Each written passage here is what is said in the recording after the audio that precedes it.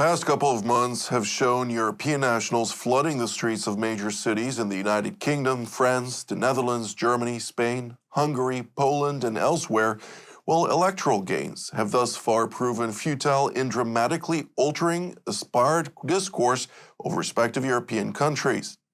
Moreover, instead of hearing the plight of their indigenous and culturally integrated societies, the majority of European governments, to include the European Commission in particular, have opted to evidently suppress the public outcry by promoting new censorship laws, smear campaigns, and in some countries, utilizing the judiciary against those who would defiantly speak out.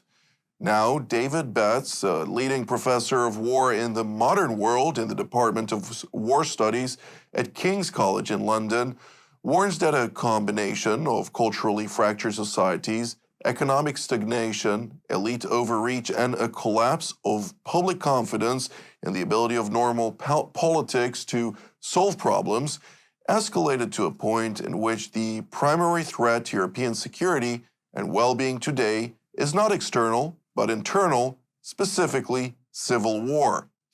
Good evening, my name is Jonathan Hessen, and I welcome you to our latest edition of TV7 Europa Stands.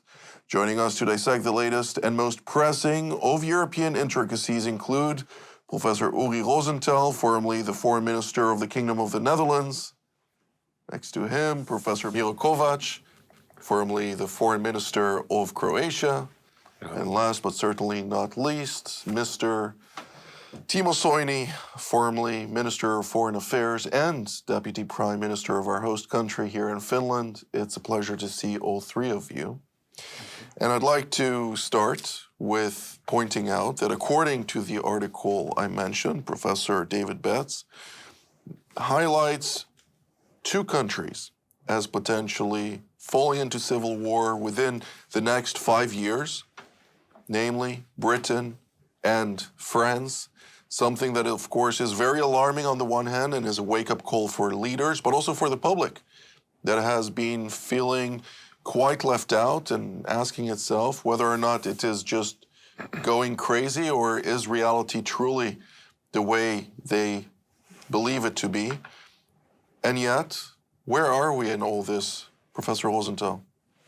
Well, I'm really struck by the article of David Betz. I would say one-liner, where we have the left, which is taking the streets, including Islamists and a mixture of Extinction Rebellion and what have you. We have, on the other hand, all had too long the so-called silent majority. And I would say that it looks like a wake-up call, indeed, to the silent majority, which is now going to say we have to get our act together. And then you get the picture in the streets, not only in Paris and in London, but also, for instance, in my capital city of Amsterdam, where you see the flags being waved on the streets by people on the right side of the spectrum, if not the radical right side of the spectrum. That is the reality right now. So the article by David Betz is, for me, also a sort of wake-up. It's indeed a wake-up call. And we have to be very concerned about what is happening.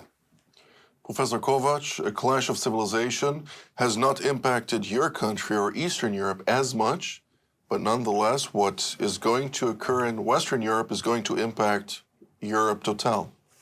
In Croatia, it's also changing. We have also an influx of foreign labor. But generally speaking, there's a huge difference between Western Europe and Central and Eastern Europe. 120 years ago, in Central and Eastern Europe, the societies were more or less pluri-ethnic, multi-ethnic.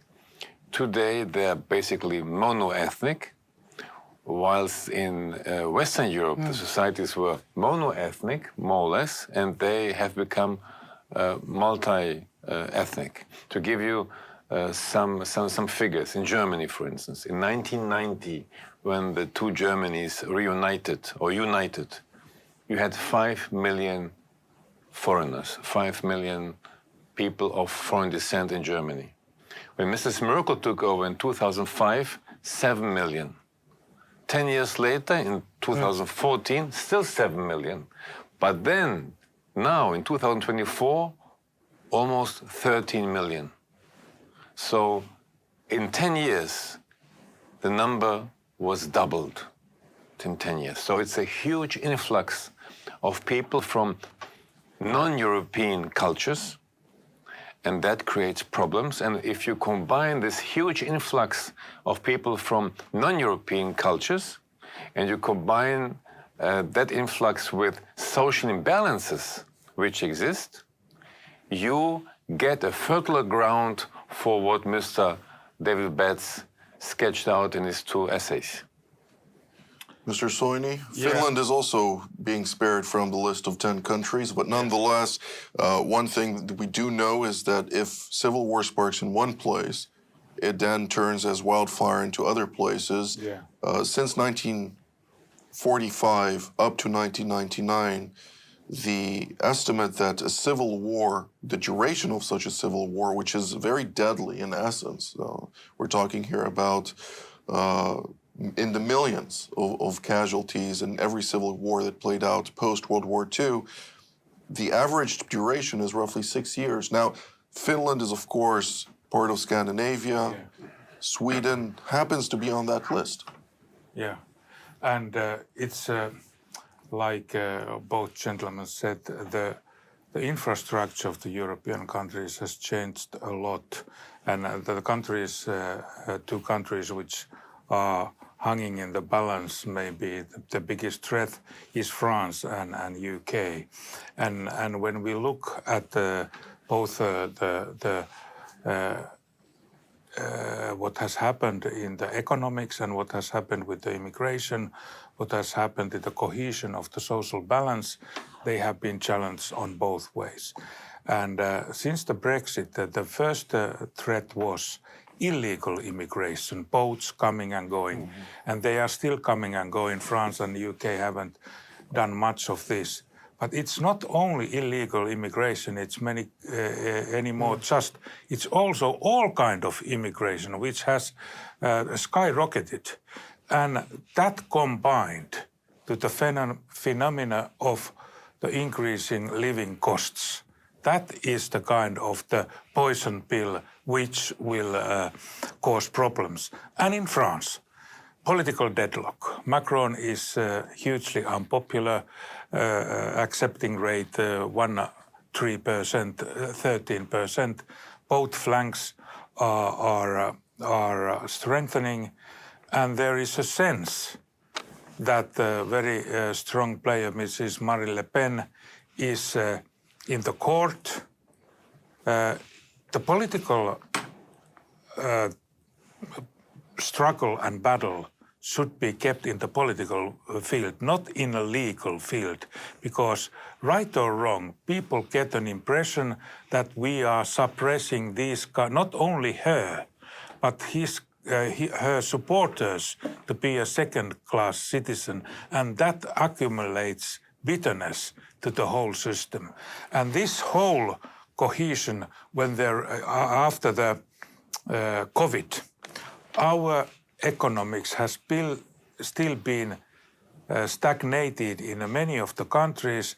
Then there is a certain kind of not direct cause, what will be the toll rate be with US, and also not to forget, China and Russia are doing everything to rock the boat of the Europe all the time. Absolutely. This is something that we do need to acknowledge. Civil war and the diversity or the multiculturalism that was established here has caused the continent and Europe at large to be vulnerable, and a vulnerable society is usually vulnerable to also predatory foreign intervention, something that particularly now in the age of strategic power competition can become quite dangerous. Professor? Sure. That's true. And you see it all, in Europe. One of the strongest movements which is taking the streets is, for instance, this Extinction Rebellion, environmentalist radicals. And they are going really on the extreme side in their actions. And definitely there are these connections to there are these financial streams which come from all over the world, but not the least countries which we don't like, including, for instance, a preoccupation on my part, Iran.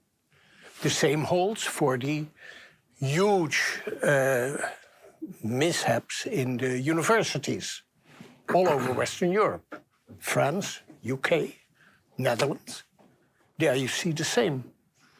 Is it a coincidence that the camps, the tents, which are by now occupying many of the campuses, are exactly of the same fabrication in California and in the Netherlands? It's an international kind of stream of finances, etc., which makes for the possibility for all these, for this concoction of Extinction Rebellion, students and staff in universities, for all those guys who are going for TikTok, etc., where does their money come from? It is from interstate. Well, Saudi Arabia, Qatar, China, Iran. Then we go for the Gulf states. Right. Especially Qatar. Yeah. Especially Qatar, which was the black sheep so long among the Gulf states, but is now being legitimized also in that region, also by our friends in the United States. Well, I asked myself, what happened to Qatargate? It was in a Belgian court last I saw, and it was tossed out for fear of the threats that were going towards the judges. But Professor Mio, I mean, we look at a reality where, honestly, a person at home sitting, watching this program right now, but looking at reality, walking in the streets of major cities in Europe, is asking himself, where's the leadership? So what J.D. Vance said some months ago in Europe, in Munich at the security conference, was shocking. People were shocked. They were very frustrated because it was very brutal. But there are also people in the UK, political thinkers, who basically say the same. So in a way, Europe, meaning especially the old Western Europe, which in fact was enlarged. So what we have the opinion today is an enlarged Western Europe, okay? To be very precise. Myself coming from Croatia, a Central European country, I have to acknowledge what reality is. So, but it is basically committing suicide. It is committing suicide. It is destroying its own identity. Of course, societies have always been open, accepting migration. It is normal, but it has to be controlled. If you have an influx, which I sketched out some minutes ago, if you double the number, if you have 7 million foreigners on your soil in 2014, today you have 13 million in 10 years, you will double the number. That's too much. Which do not assimilate or integrate. And in France, right. The situation is alarming. You have a French guy, he's an expert for public opinion. He wrote a book some years ago about l'archipel France. The idea is, so you have islands of Frenchdom in France, but the French cities, you cannot recognize them anymore. Things have changed dramatically, and there is a rift between la campagne, so people in the rural areas of France, and the people living in the cities. But those ones who decide upon the future of France, where do they come from? So-called triangle d'or. It's the golden triangle. So it's Neuilly, it is Passy, and it's Auteuil. They live in nice suburbs, life is nice, everything is good. They still vote for Macron, okay? But they live in a different world. The world they live in is not France anymore. So things have changed, and it's dramatic. And I don't know if the French still have the capacity to change things radically. Of course, our societies will stay open societies. We communicate with each other. We are open. Our economies are connected.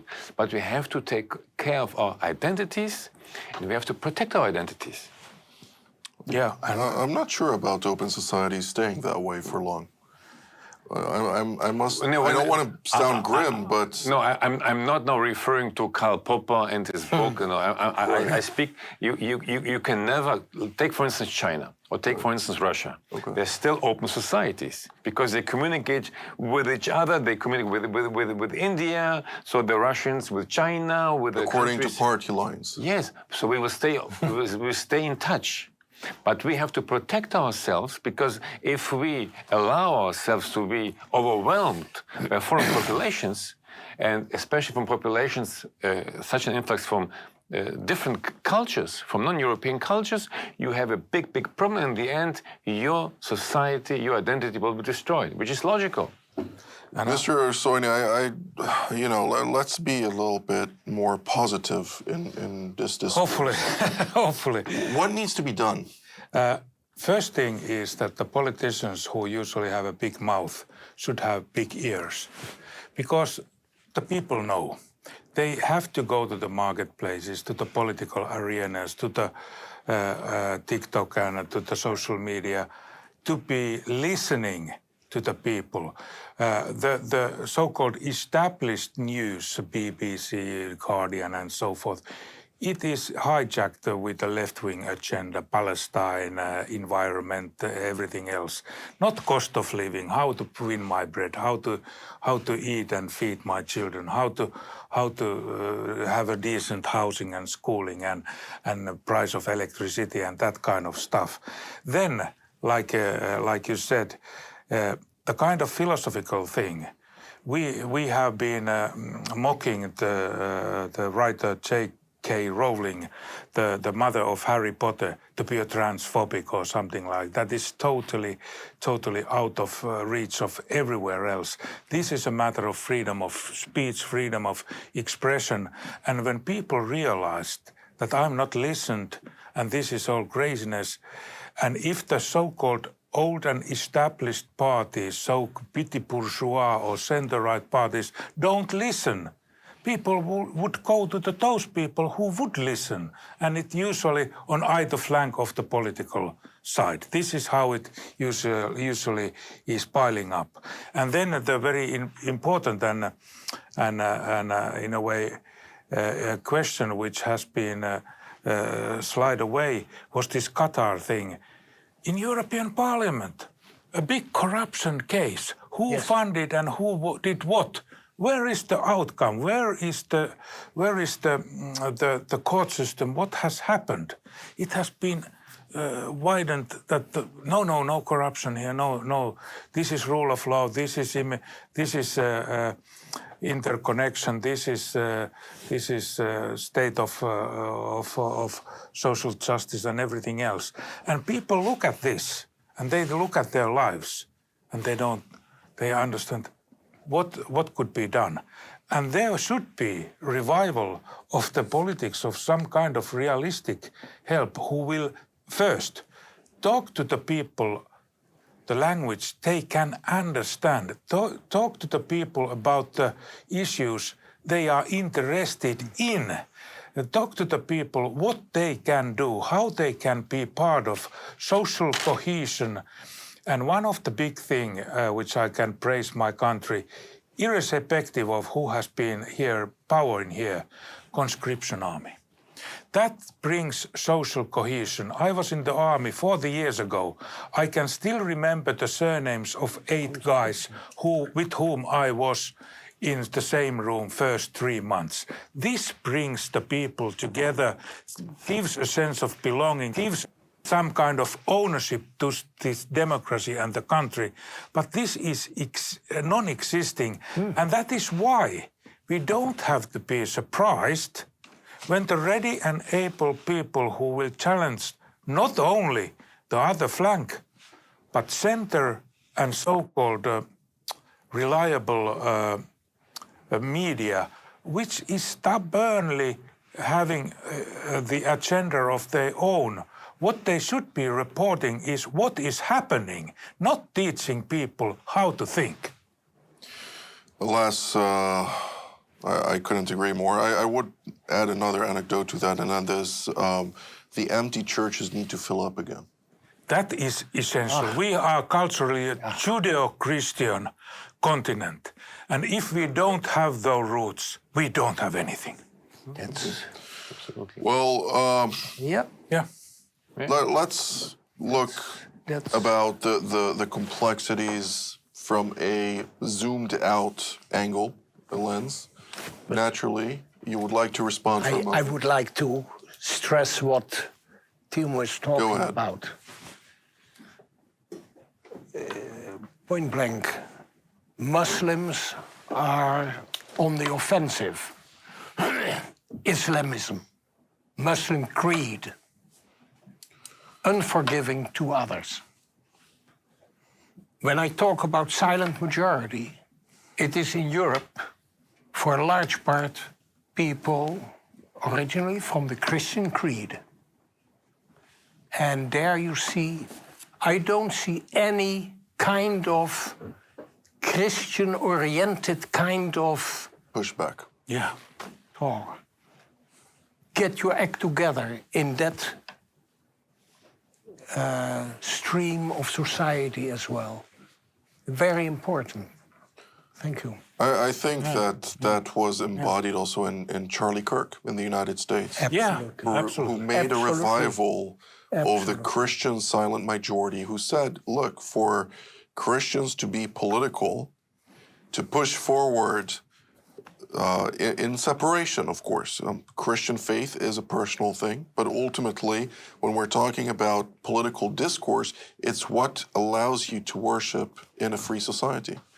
And if you do not push the one, the other one will become a very tough reality that you will have to fight for and to live during persecuted times. Christians in Muslim majority states do not worship at any given moment because they are suppressed, they are persecuted, and they are killed in many of those instances. Look what's happening in Nigeria. Look what's happening in... There are no protests. And when they take the streets in London, Christian are being attacked. people, they are being attacked and they are harassed more than ever by the police, which leaves the Muslims going... And there are no protests, Uri, if I may add something, there are no protests in Europe by Europeans in favor of, for instance, Christians persecuted in the world. There's nothing. And it's the most persecuted if minority. you do that, you get the image of a backward guy. Or backward lady. Really? Absolutely. If you look at the mainstream press, it's true. And this is something I think that Jonathan make a point, Charlie Kirk. You went to the campuses, you were there open to discuss. You did discuss, but you were expressing your own ideas. And then let's discuss, let the best idea win. And I think this is very important also political means that it is personal thing to believe or not. But if you don't have the open society in order to be able to believe and practice what you preach, this is not the open society anymore. And this is like... Before we zoom out, let's touch on that a little bit more and expand on that. Päivi Räsänen. Päivi Räsänen case in here, in Finland. She has been in court for 7 years, quoting a Bible, and the main message is the marriage is between one man, one woman forever. And she was taken to And court for that. she has been now in the preliminary court, in the district court, and now this case is in the high court for 7 years. And we know Päivi Räsänen is very, very brave, wonderful woman with many children and grandchildren. People do know that we cannot silence Päivi Räsänen. But at the same token, they would know that look at what is happening to her with this process, with economical burden and social ridiculousness, is that if you follow the footprints of Päivi Räsänen, this is what you will get. And that will be the silent, this will be the silent and oppressive method. And that is dangerous. And that may occur in every European capital and in the United States. Easily, yes. Continues that way. Obviously, in the United States, there were multiple legal cases against Christians aiming to keep their faith and to align their traditional mass and everything way of life with their day-to-day discourse. And thankfully, in most cases, they have won. But this judicial battle against civic society is something that is going to intensify unless it is put in its place. And the leadership, again, we're going back to leadership. There is no true leadership in Europe today. You are absolutely right. And if I can add in a bit, leadership in churches, the Pope, archbishops, bishops, priests, pastors, you should be leading your sheep.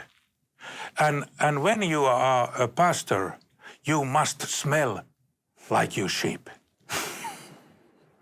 The problem, if I may say something, so what is going on? So societies have changed. So in Britain, outside the opinion, okay, but let's say still belonging to wider Europe, Britain, France, Germany, Italy, so the societies have changed.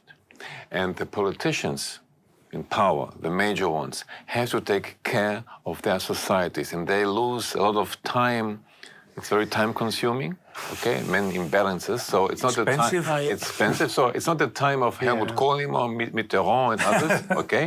So, and now dealing with these problems and then having this war between Russia waging against Ukraine, there is once again this feeling of insecurity, of mutual.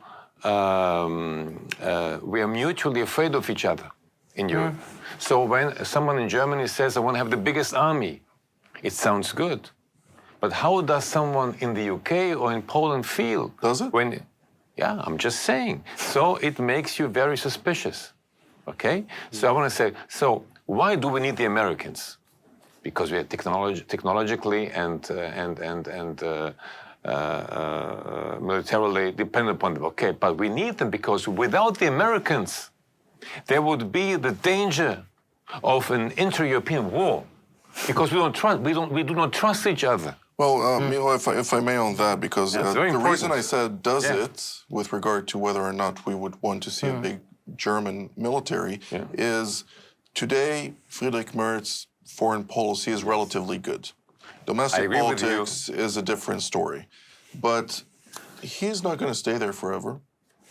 And while I love my brothers and sisters in Germany, and there happens to be also a joint division, German-Dutch division that is supposed to serve both countries, what's to say that tomorrow there's going to get up a leader who disagrees with everything that my society stands for? And that is an issue that needs to be addressed. But nonetheless, this is not currently in the immediate danger that Europe is facing. And this goes, the same goes for France, that is turning Islamist as we look at it. And anybody flying, I just flew through Paris and I looked around and I didn't see one French individual there. And I could find my way easy in Arabic as Français de souche. Je ne parle pas français. But Old French.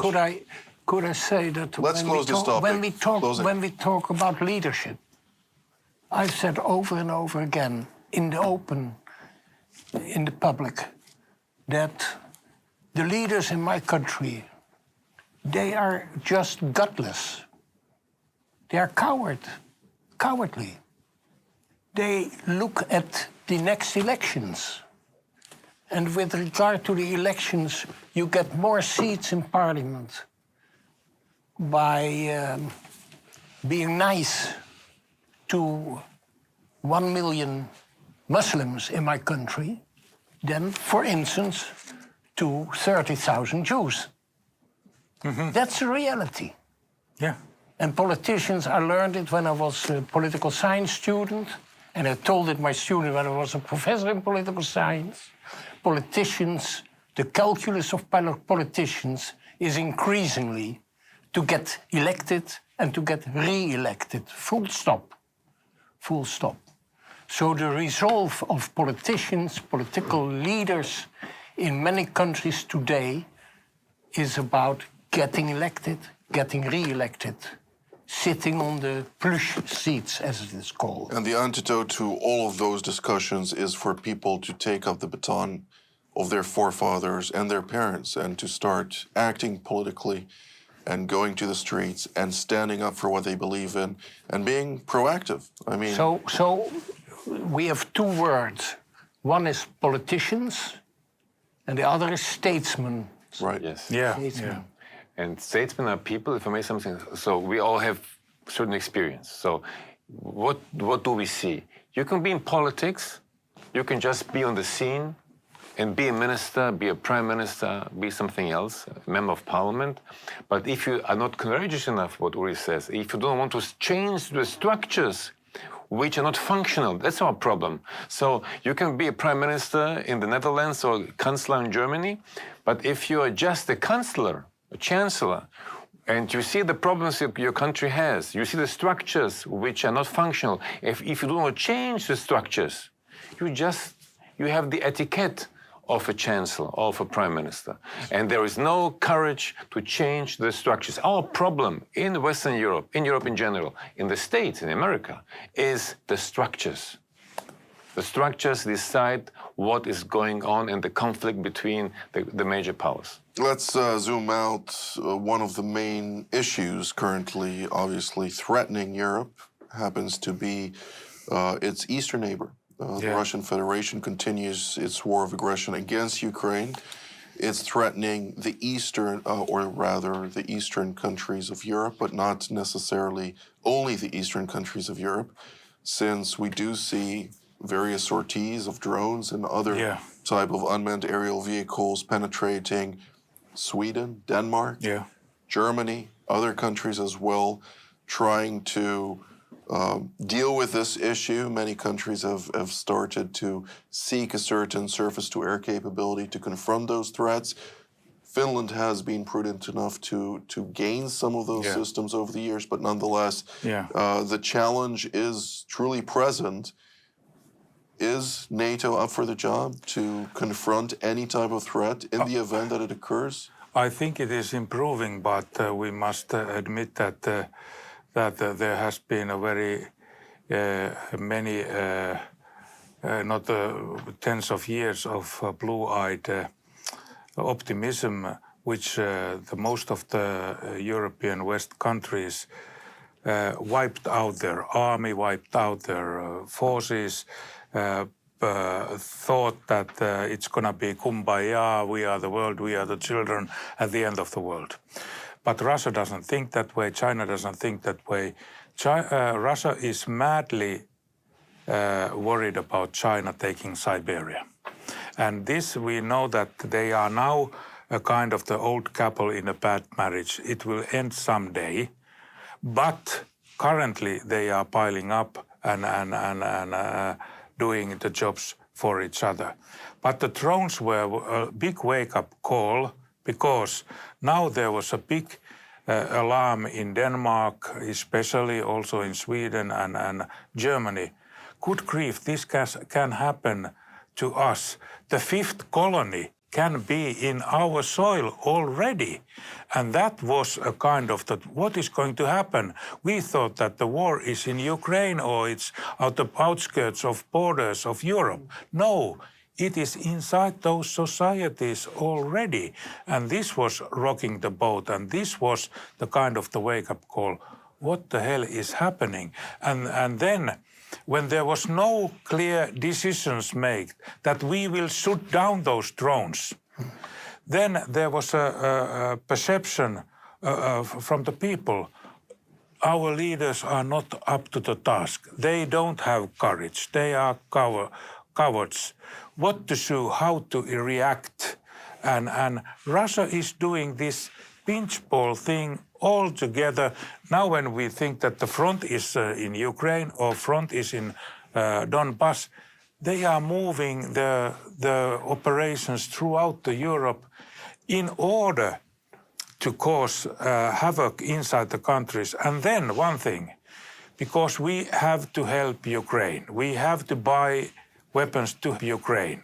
Now people are asking in Denmark, in Sweden, why should we support Ukraine? We should support our own military here at the own. And then they are bashing the heads of those together. We must have both. But the Russia and their propaganda and KGB and FSB, whatever it is called, want division inside the societies. Professor Rosenthal, we spoke about a few countries, but nonetheless, Estonia also and Lithuania and others have also faced those type of penetrations.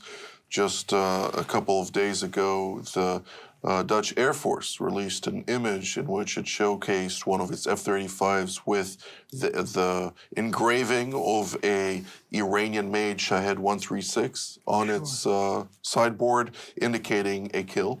So meaning that the Dutch Air Force has intercepted some of those drones penetrating Eastern Europe, excuse me. Does this signal a type of escalation? And to what degree is NATO involved in directing those forces? Well, NATO is indeed involved very heavily. I'm always getting confused when I suddenly hear that the European Commission is saying what has to be done militarily. It's for me a confusing kind of thing. With regard, Timo Saino is talking about improvement. I would say, I would agree upon it. Nevertheless, there are straightforward figures which make you think whether there is really a perseverance on the part of Western European countries at the moment, including the Netherlands. Yeah. And to give you one figure, as far as I understand, the sales of US weapons by European countries, by European members of NATO, has diminished over the last 4 months by 40%, which is quite substantive.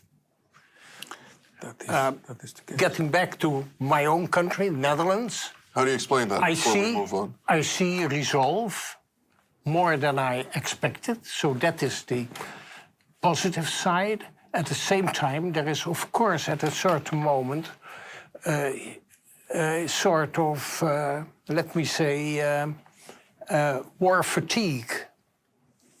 And I'm not totally convinced that the more or less majority on the political arena will indeed be there over the coming years. That is always a matter of. It's for me a dubious kind of thing. But you just mentioned that there was a drop of 40% of American weapon to Europe. Yeah. How do you explain that? American sales by Europe, and that is to be explained. We had a summit of the Minister of Defense yesterday. Yeah, in Brussels. Yeah. In Brussels, and there, it was an awful outcome, actually, because there is a, let me say it openly, there is fury among the frontrunners vis-à-vis those who are lagging behind. Such not as for, Spain and... not for nothing that Donald Trump said in Egypt that Spain is to be punished. Yeah. You know, Even kicked full out. stop. Yeah. That is the reality. And Well, by the now, Sixth Fleet is already moving its yeah, port from Spain to Morocco as a first sure. And more, what we see is, and we saw it coming since the invasion by the Russians in Ukraine, that the perspective on what is going on is quite different on the eastern side on the eastern flank and in the Baltics versus Western Europe and Southern Europe with its own problems economically, financially, and what have you. That's reality. Professor Kovac? What we are experiencing in Europe, what is going on here is a reflection of the competition between of American grand strategy, let's put it like this. So what is going on? So the Americans know quite well that Russia is not a danger to the US. So if you take the American national security strategy, the new one will be published very soon, but even under Mr. Biden, it is said clearly the only country which has the ambition to replace America on the world scene as the most important power is China. So for the Americans, from a strategic point of view, what is going on in the Middle East, Gaza, so it may be solved. It may be solved. I have hope, okay? The Americans need Gaza to be solved because it's a distraction. Russia against Ukraine, the war of invasion, is not something which Mr. Trump needs. It's a distraction. They need to concentrate on the real challenge, and the real challenge is China. Okay? So, and their strategic power competition, in essence, is global. Yes, they need all their forces to be used against China because China, I listened the other day to General Hawk, who was sacked because of a lady who complained about him. He said on a TV show that the Chinese are present in the US and they have entered the security systems of electricity plants in small American cities. Okay, that's what it's about for the Americans. And when you look at technology, what is going on? Artificial intelligence, robotics, the Chinese are very, very competitive and very, very strong. So that's the basic problem for the Americans. So what they do is to have us as partners who will not create problems, and they would like us to do more vis-à-vis Ukraine. But we have societies which are not homogeneous anymore. So instead of dealing with those things in Western Europe, in Germany, in the Netherlands, in Great Britain, in France, the people in power, they have to take care of their societies. With the immigration, demographics, economy, debts, and so on and so forth. So what we need to start rethinking, changing our approach. But we are still, as Uri said, we lack the courage. Yeah, and I think of what, for example, comes now to the Gaza and the situation in there, it has been piling up for years and years. And now we got a solution, God willing, a lasting one, or at least killing has stopped. But what has happened in Western Europe during the last months and weeks? The governments of Western Europe did recognize the Palestinian artificial state. In a way, not all. Luckily, Finland was not one of them. Rewarding Hamas' vicious attack. And now there have been people mocking US and Israel throughout the globe for years in order to fuel all kinds of troubles, combining this for the climate crisis, from the Palestine crisis. Look at Greta Thunberg. First it was melting of ice, it was climate, and he was there waving the flag to go to the Palestine. He was not hung in the radiator with two years like the hostages in the tunnels. This golden nugget was 3 days in a flagship, and then she was sent back home. And this kind of propaganda has been in our mainstream news the year in, year out. And then we ask, what the hell is happening to us? Cowards, like you both said. But it is talking about this recognition of the Palestinian state. There is a phrase which says stupidity is even more worse than crime. Yes. Yeah. And here you have political leaders.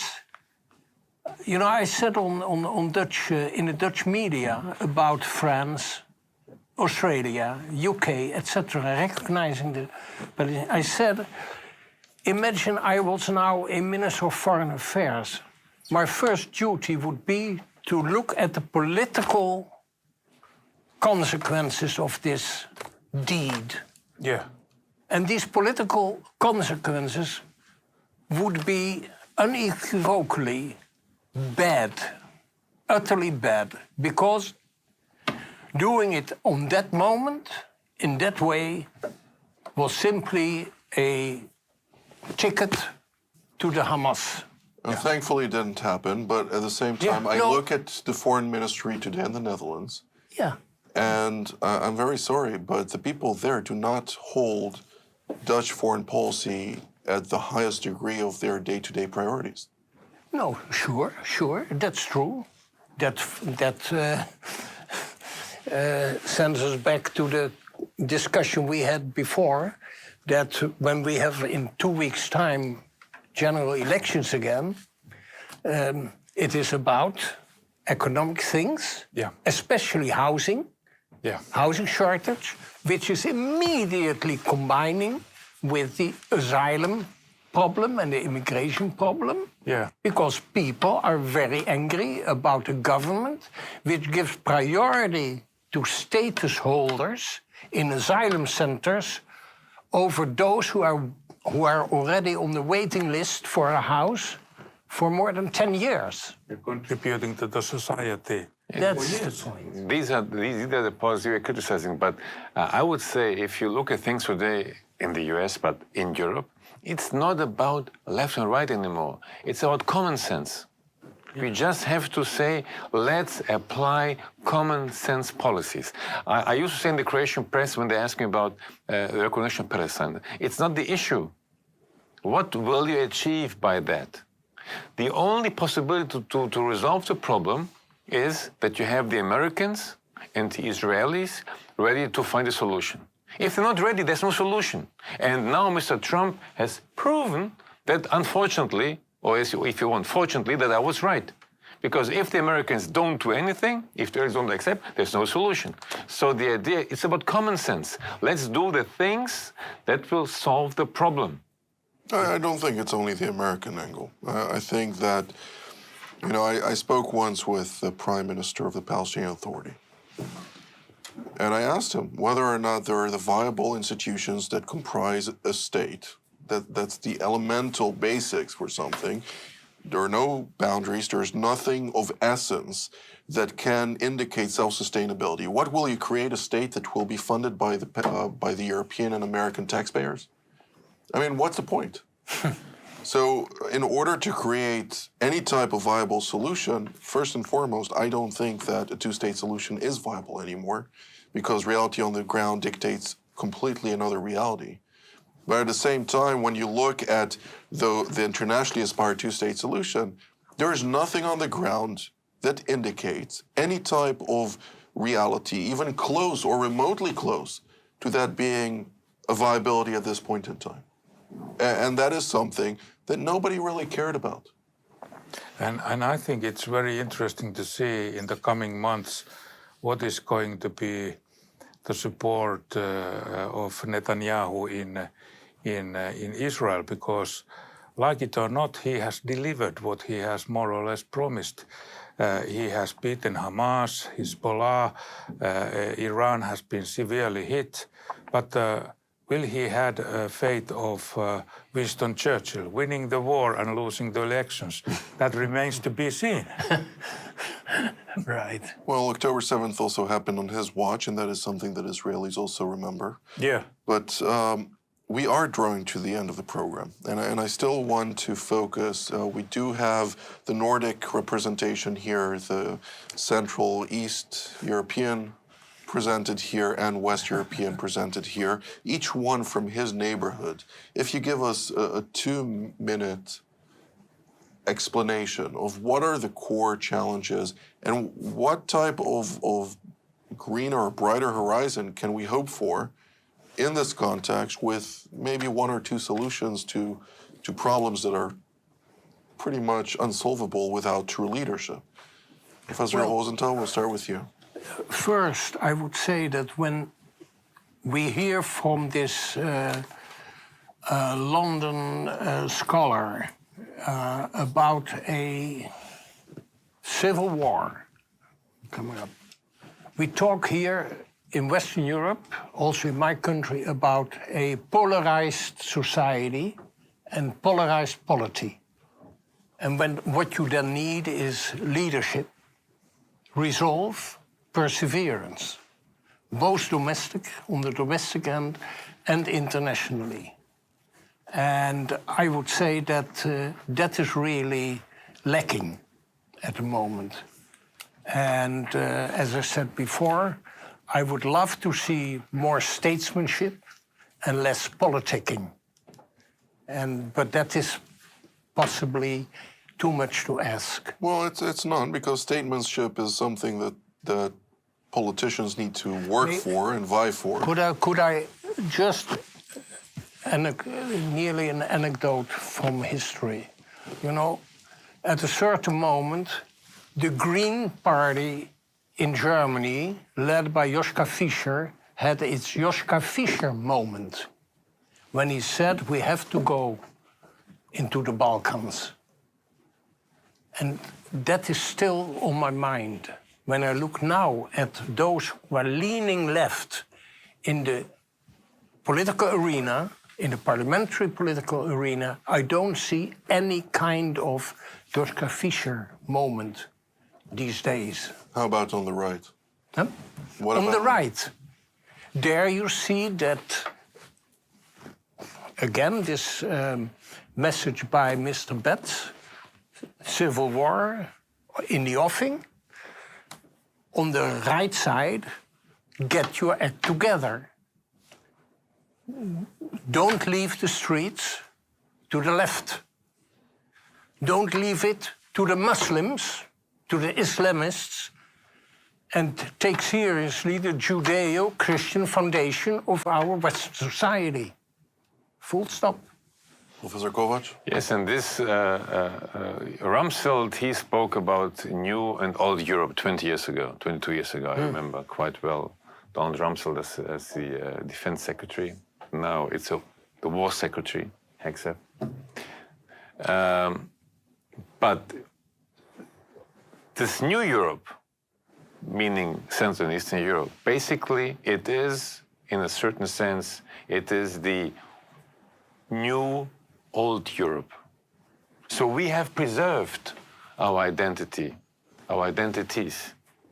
And that's why you see what is going on in the Czech Republic with Babiš, okay? And people say, no, they are pro-Russian. It's not about being pro-Russian or, I don't know, pro-Ukraine. It's about trying to be as sovereign as possible, if it is possible to be as sovereign as possible. That's the idea, and to keep your culture. What's going on in Eastern Germany? There are not all Nazis in Eastern Germany.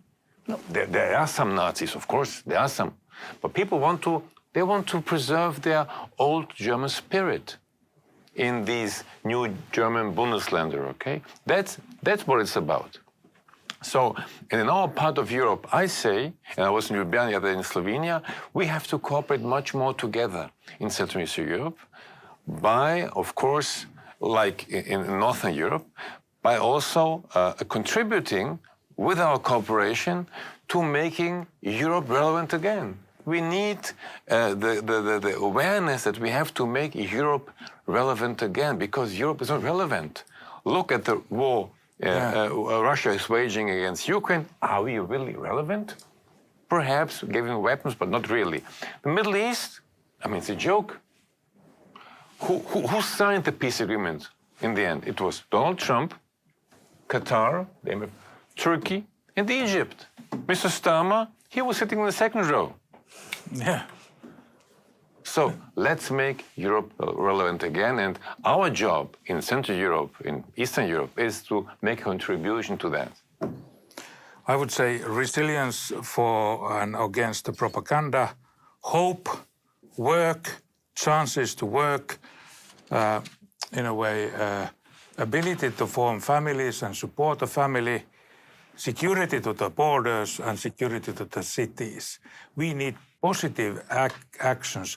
We need a program. We need commitment, and also full churches, Judeo-Christian values, silent majority saying what we want, and also saying what we don't want. Correct.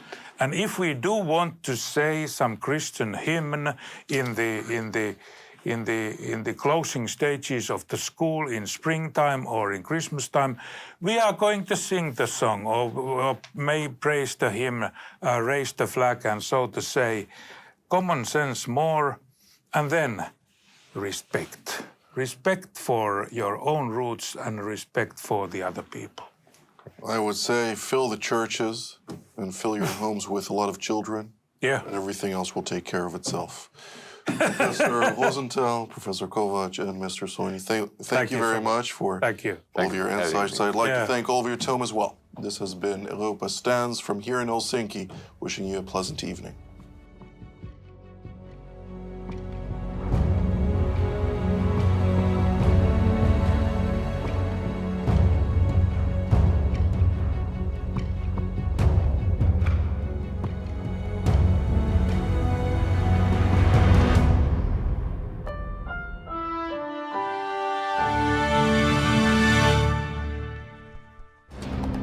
For more of TV7's productions and editorials, we invite you to visit our website at www.tv7israelnews.com.